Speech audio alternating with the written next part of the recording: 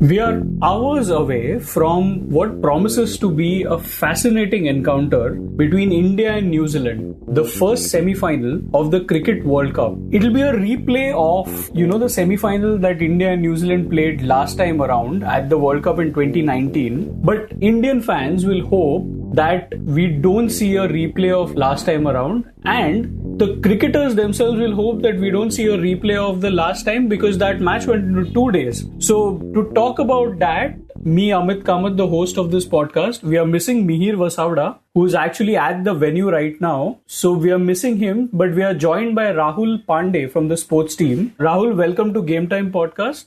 Yeah, Amit bhai, thanks for having me, and really looking forward to this. Really looking forward to the game at the Wankhede Stadium. So that's something to go with. So yeah, really chuffed about this conversation that we are going to have today. Rahul, I think a lot of fans going to the venue today will be, buzzing about how the match is being played at a picturesque venue. You have the sun setting in the background a few feet away from the stadium. But I think you have a slight bragging rights over them because you saw India take on New Zealand at the picturesque Dharamshala Stadium. Tell us a little bit about that match. What were your takeaways from that match as we then lead up to talking about the semi-final at hand itself? Yeah, I mean, it was obviously an exciting clash to be at. It was back then a top of the table clash. New Zealand and India, both of them had won 4 games each. And you can just sense the anticipation around it. A lot of posters saying, Ek Ek Aasu Ka Badla Lena Hai from 2019, which was, kind of amazing to see. Sorry, the fireworks going in the background. People in cricket, owing to so many games happening every now and then, don't have that great a memory these days, but a lot of Indian fans did remember that semi-final from 2019. And it didn't disappoint, did it? Even though New Zealand lost, they stretched India really thin. And quite a few good performances from their end as well. Rachin Ravindra had that half century. Daryl Mitchell had a superb 100. And even their bowlers made sure that even if India got 2 points by the end of the evening, they got them with Ravindra Jadeja playing alongside, I guess, one of the tail-enders, given the fact that a certain Virat Kohli had been dismissed in the 90s. But yeah, overall, I think fun match. And as you said, when it comes to picturesque venues, just the sheer fact that the game had to be stopped owing to clouds coming around in the middle is something to say about what kind of an evening it was. So yeah.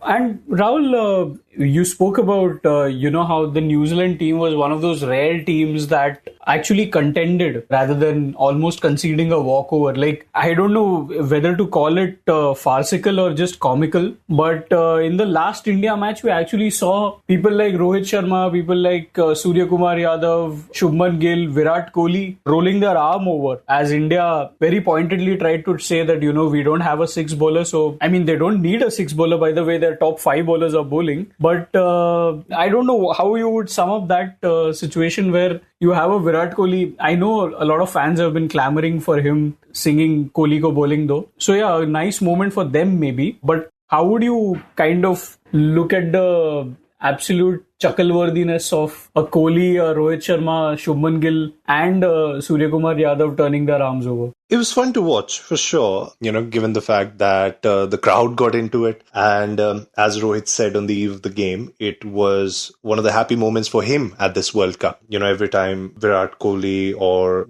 Surya Kumar Yadav or even the Indian captain himself came into bowl, the crowd was real excited about it. It became one of the talking points of a match where we saw the Indian top order score 400 plus runs. So that says something. And that also just goes to show how good an environment it is within that Indian dressing room. It's something we've been talking about for weeks now, but it's really out there for everyone to see. And I guess, when it comes to the semi-final, even the Indian captain hopes that it doesn't come to them going for anyone else outside of their top 5 options. They've operated really well in the league stage. But even if they do, it's not something that we haven't seen before. A lot of the Indian teams in the 21st century at the ODI World Cup have utilized the part-timers. We saw Yusuf Pathan, Suresh Raina do so in the 2011 World Cup. We saw the same in the 2003 tournament. It used to happen when we didn't have our sort of main bowlers functioning really well in the match. It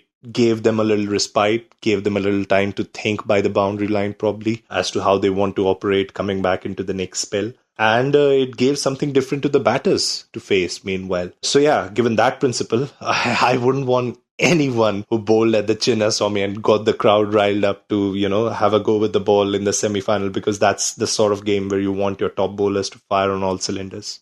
Right. Rahul, having seen both teams and having tracked their progress, I mean, maybe they're not as disparately ranked as the table suggests them to be, because, I mean, obviously India come into this, as overwhelming favorites because it's the home tournament. They've been unbeaten, 9 out of 9 wins. New Zealand, on the other hand, needed the toss of a coin in the Pakistan-England game to kind of seal a spot for them. So looking at the form guide, that seems to suggest that, India are heavy favorites. But India would be very wary of thinking of themselves as favorites going into the match. Yeah, I mean, it's not new for first. It was the same situation when India and New Zealand played the 2019 semi-final, wherein India ended up with 8 wins in the league stage, top of the table, and New Zealand were 4th. And New Zealand went on to beat India. So yeah, I mean, something to think about the format there, that a team winning 9 matches, getting into the semi-final, and it just takes one defeat for them to be knocked out and not be part of the final.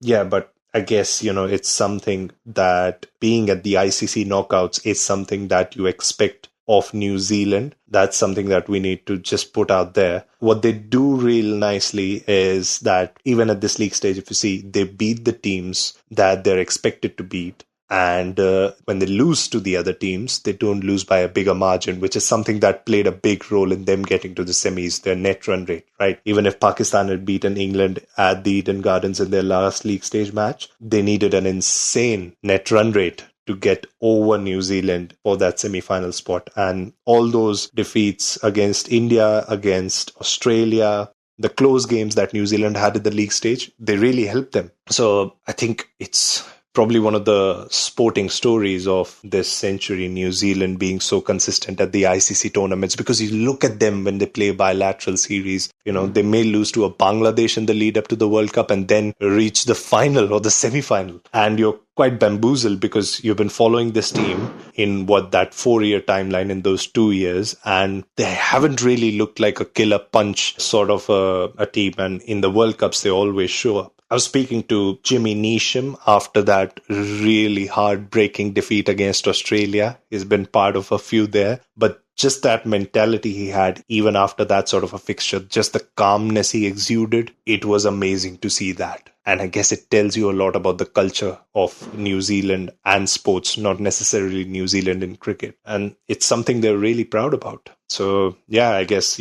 deserved semi-finalists, and it's going to be an exciting one.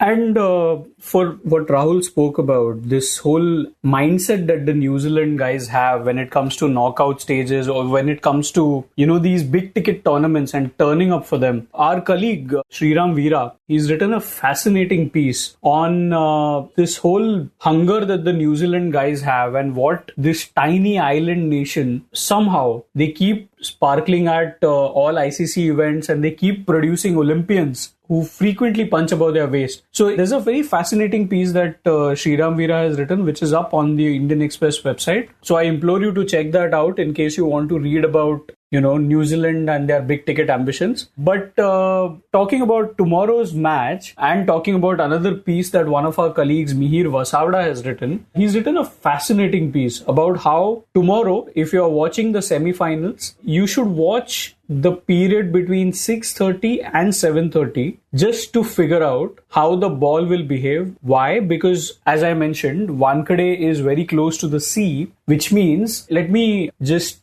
quote Nadeem Menon, who used to be a curator at Wankhede back in the day. This is what Nadeem Menon said to Mihir for this piece. There's a saying in Mumbai that if you are batting in Mumbai, that too in the evening, then wait for the first 10 overs. That's when the evening breeze is passing by. Respect that because it can cost a batsman his wicket. Now, to kind of reiterate what Nadeem Menon means, Mihir has pulled out some fascinating stats in his piece saying that, if you just look through the scores of the team batting second at the end of the first power play in the last few matches, they read thusly: 67 for 4, 35 for 3, 14 for 6, and 52 for 4. I mean, all of them, the teams batting second, never actually went on to recover from that collapse, except for Australia, who needed a Glenn Maxwell-like innings. But Rahul, a fascinating match ahead. I mean, it's more or less sorted then, what you do after winning the toss? Yeah, I guess so. I mean, it's pretty much obvious. You win the toss, you have to bat first. The Indian team has been on the advantageous end as far as that evening breeze is concerned. That 14 for 6, which even for that second innings debacle seems like an anomaly in itself. I think it was kind of interesting to hear what Rohit said yesterday when he made out the point that these 5 games aren't going to be a big sample set as far as, the character of Wankhede Stadium is concerned. But at this World Cup right now, we've seen that teams batting second haven't had any sort of advantage except for that Glenn Maxwell innings, which you so rightly pointed out. And India also would like to bat first because that's something, which really helps when you're playing a knockout match. Set the total, don't take any pressure as far as, chasing second is concerned. It doesn't happen very often. That's what helped New Zealand in Manchester 4 years back. Even though they had scored some 240 odd runs, it wasn't as big a total, but they were able to defend it given the right conditions. And the conditions are going to be just right for Jasprit Bumrah and co. when it comes to, Mumbai, as it was in Manchester. Rahul, I know a lot of people will say that, the Indian team has pretty much looked impenetrable so far. The batting is clicking, the bowling is clicking, the batters' bowling is clicking now because we've seen Virat take a wicket, Rohit take a wicket. What are the challenges that you foresee for this Indian team going into the semi-final? I think... it's more about the challenge of a knockout match. It was interesting. I was speaking to a few fans back in Dharamshala before that India-New Zealand match. And I was like, is this a dress rehearsal for one of the knockout matches? Because it looked like at that stage that India were going to face New Zealand in the knockouts, be it in the semifinals or in the finals. And, it has sort of come around, and everyone, even though India had won their first 4 games, even though they'd beaten Australia, they'd beaten Pakistan, and they were looking really solid, just the fear of the last 10 years of India's fate when it comes to ICC knockouts has been so big that even this team that has ticked literally every box that one can before going into the knockouts, even this team can't, sort of get that confidence build up in an average Indian fan. It's just something that we'll have to see for our own when it comes to the match today. So, yeah, I guess, there's nothing really left to be ticked when it comes to this Indian team. They've faced every other opposition. They've run through them. The bowling has clicked really well. Just the only factor that will be interesting to see is how, if India bats second, which we have obviously talked about, how the top 3 batters go about their business, because it's been a nagging issue for India in all those ICC knockouts that we are talking about in the last 10 years, where if the top 3 fall early, the middle order, the pressure that they have, they aren't able to bail us out. So it'll be interesting to see if that happens. I hope not, given the form Rohit Sharma is in, Shubman Gill is in, and most definitely our top run scorer at number 3. So yeah, I think it'll be exciting to see that. And speaking of exciting, I think, Rahul, I can't let you go without talking about Rachin Ravindra, because I believe you've tried and traced a bit of his story. And such a fascinating story. He is somebody who traces his roots back to India. The jury is still out whether he was actually named as a combination of Rahul and Sachin, but we are going to let that be for a while. But Rahul, what have we seen from Rachin that should make Indian fans a little wary about him? First things first, I met him in Dharamshala. I spoke to him for a good 15-20 minutes, and he's such a calm personality for someone who's 23, playing at his first World Cup, playing in a country, he obviously has traced his roots back to. And the pressure on him has been insane. It's not like, he doesn't know about it. The crowds in Dharamshala chanted for him. The crowds at the Chinnaswamy chanted for him. And he's sort of bailed New Zealand out of these troublesome situations one too many times at this World Cup. That match against Australia in Dharamshala it was insane in the sense that not just the fact that he's having this World Cup in India, a country where he watched the 2019 World Cup final from. He watched that in Bangalore in a bar, sitting with a few of his pals. And, back then he wondered, what if I make it? What if I play in the next World Cup? He said that he was manifesting an opening game century with his good friend Devon Conway a couple days before the opening match against England. And they both went on to do that. So it's almost turning out like a dream for him. But then coming back to, the games that we have seen him play, it's not just in the name. He's literally playing shots that remind you of a certain Rahul Dravid or certain Sachin Tendulkar. Not to put any pressure on him.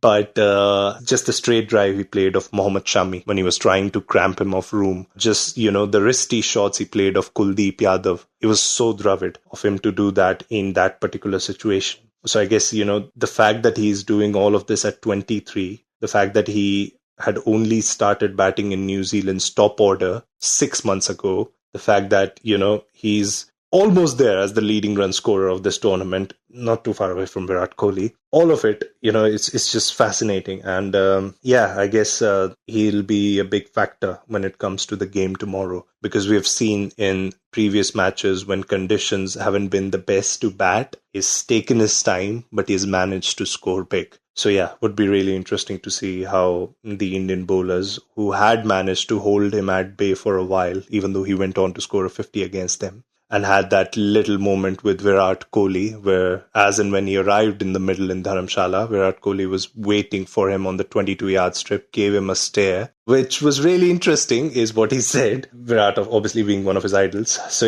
I think that'll be one of the matchups to see for Virat against Rachin, but the Indian bowlers against Rachin. Well, we'll see whether Rachin gets another stare down from Virat, and we'll see whether we get, Kohli ko bowling though.